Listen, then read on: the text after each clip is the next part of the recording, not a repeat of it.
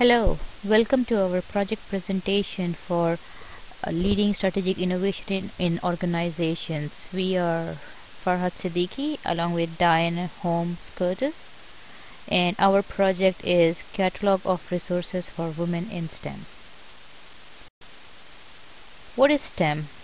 Well, STEM is four disciplines of science, technology, engineering, and mathematics. It's an acronym we use pretty commonly here, but may not be as widely used across the globe. Why focus on women in STEM? Well, to quote our First Lady Michelle Obama, if we are going to out innovate and out educate the rest of the world, we've got to open doors for everyone. We need all hands on deck, and that means clearing hurdles for women and girls as they navigate careers in science, technology, engineering, and math.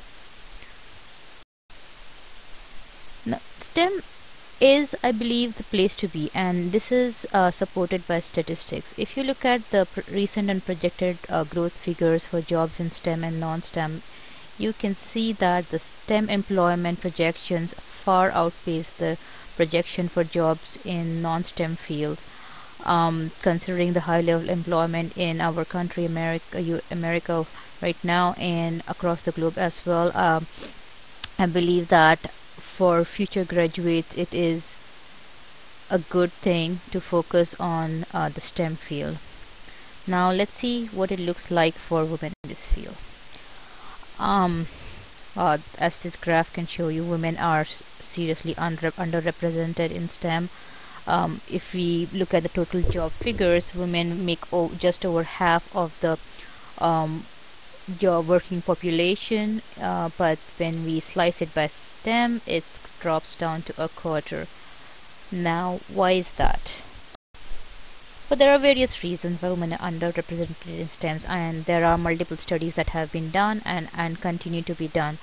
Starting with for those of us who are parents and have young girls in school, you can see that with the media and the school influences, fewer girls choose STEM in school.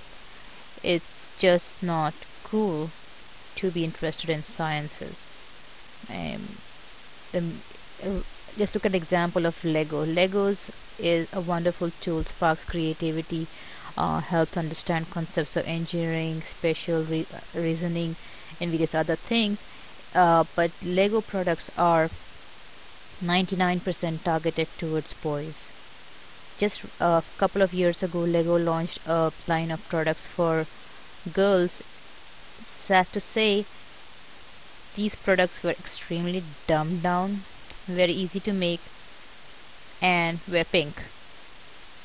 That's just an example how the brainwashing starts at a very young age. And even for those women who do choose to go in with a STEM degree, they are less likely than their male counterparts to work in a STEM occupation. They are more likely to work in education and healthcare, and I'm sure Diane can speak more to that. She is in the education field, while I am in the education sector as well. I work as a software engineer, so I have kind of stuck to that, to the STEM field, fortunately. Um, Possible factors could be lack of female role models, gender stereotyping, which you already touched upon when we talked about the Lego products, less family friendly flexibility in the STEM fields. How many of you may be familiar with the stereotype of a researcher working long hours in a laboratory, sleeping over there, trying to work through some tricky problem? With our society, it may not necessarily be the right thing or approved job for women to take up. The fourth factor that I think is lack of easy access to resources. Now, there are many resources out there that can help women get over this um, when they have trouble, or when they need just a bit of guidance on how to deal with some issue they may be facing. There are resources out there, but not everyone is necessarily aware of it. I mean, I myself, before I began this project, I did not know that the sheer amount and the wealth of resources that is available just by a simple Google search. I just did not look for it. I would struggle with any issue that I faced myself, maybe reach out to a couple of other people, and it was pretty limited. After I signed up for this project and this MOOC on Coursera, I began looking out, and I, I'm amazed at the sheer number of resources that I found. So I believe that if we were able to consolidate the resources in some easily accessible way and find a way to disseminate that information to a wide range of women in STEM or those who are contemplating STEM or contemplating leaving STEM, it might help. Actually, I think it will help. So, So here's what we did. So we targeted that one particular issue, lack of access to resources. Our project brief was create a catalog of resources for women in STEM. Part of this would indirectly provide access to female role models because our catalog would also is also going to include groups, LinkedIn and Facebook groups, which are social media type resources, and the people who do participate in there are often at a senior level who would be good female role models. So indirectly we would address that issue as well. We decided that the resources that are out there are probably are different types available for different stakeholders. So a student may be looking for something different from a person in a career, mid-career or early career, and educators also would need different resources. They would probably be focused more on how to instill the love of STEM in young girls or who are pursuing STEM degrees. So as we mentioned, the project team, I'm Farhad Siddiqui, I'm software engineer in the education industry. Diane Holmes Curtis is a learning specialist at Daytona State College. She is the creative brains behind our website. So you will see that while we work together on the content. We are both passionate STEM proponents and newbies on MOOCs on Coursera. So this is our first project and our first MOOC. It's been really interesting. So our journey, what has our journey been so far? So we started with a team of 6 people in the first week. Anybody who's been on the mastery track remember for a mad scramble that was trying to find people and form our teams just before the deadline. So we had 6 people. Before the second week ended, we're down to 3. And over the next few weeks, it was down to 2. So it's just the 2 of us left now. Um, Keeping up with the full-time job and meeting the core deadline was always a mad scramble. I remember the number of times where I would come home and try to beat the Monday deadline. It was fun, and but on the whole, it's been a great learning experience. I have learned things about myself that I did not know. So thank you, Professor Robbins and your team for help for this wonderful course. Um, so our the constraints that we faced were generating 101 ideas was a challenge, and it was a lot of fun. I found that I kind of ran out of steam after about 30 ideas, and after that I had to fill 101. I needed to get that grade. So I put in things that I didn't necessarily think I was going to work on. It definitely wasn't among my top I concepts, and but I put them in anyway. And I found that some of them weren't really bad ideas. In, so something that wasn't a top concept was actually picked by our team as the thing that we are going to implement. And I realized that I tend to limit my ideas to something that I can personally produce and not rely on the team so much, which may not which may not be a great idea and definitely holds back innovation, which is the point of this course. As I mentioned, Diane is the creative brains behind our website, and she took one of our ideas and made it a reality. And our website catalog of resources for women in STEM is born. The group constraints. Communication was a challenge. We did not know each other before coming together on this project. We met pretty much on the discussion forums. We started out with Google Groups. We had Google Docs with spreadsheets.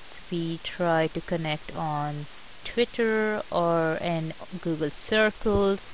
It was not a very coordinated effort. Eventually, we gave up, and pretty much the only two tools we wound up using was email and Google Documents. So that was how we communicated. We tried getting together on phone, but we could never find a suitable time to communicate. But we managed to produce something, which is, I think, I believe, a testament to both our persistence and patience on with missed dates and deadlines. This is the URL of our website. We chose Google Sites. I have also recorded a demo of the site on YouTube. The URL is below.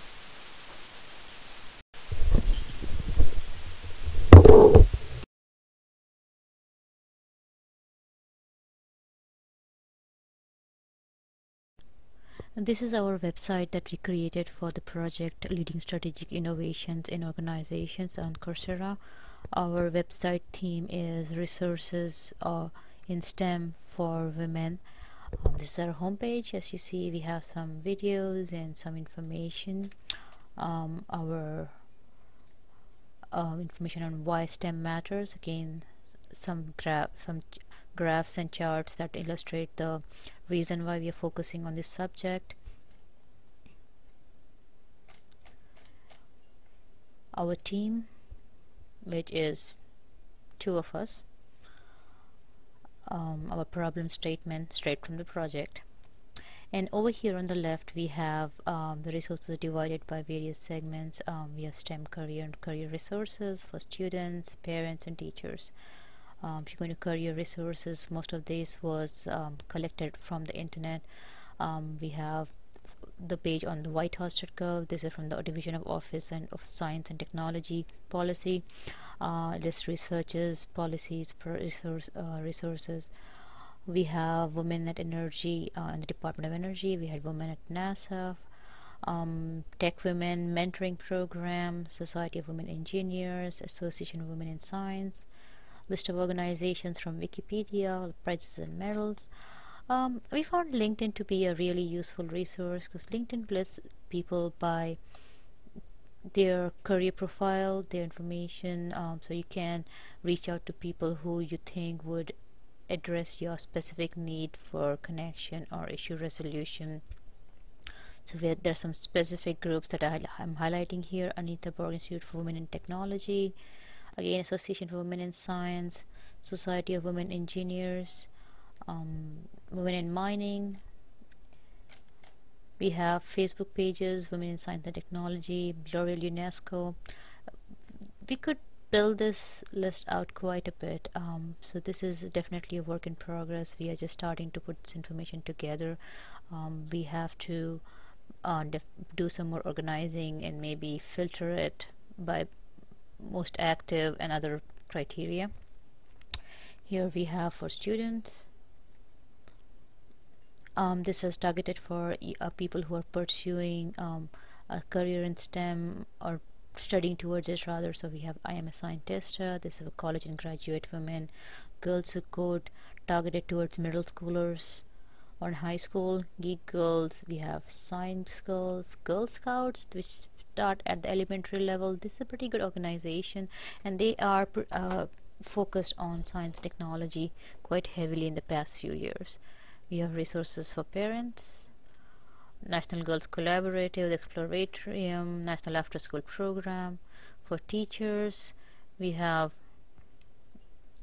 resources that would help educators teach subjects covered under the STEM field. So this is what we have done so far. As I mentioned before, this is definitely a work in progress, and we welcome any feedback that you might have or any things that you think we should include on our website. Any ideas on how to publicize and distribute this information that we have collected is also welcome. And that's it.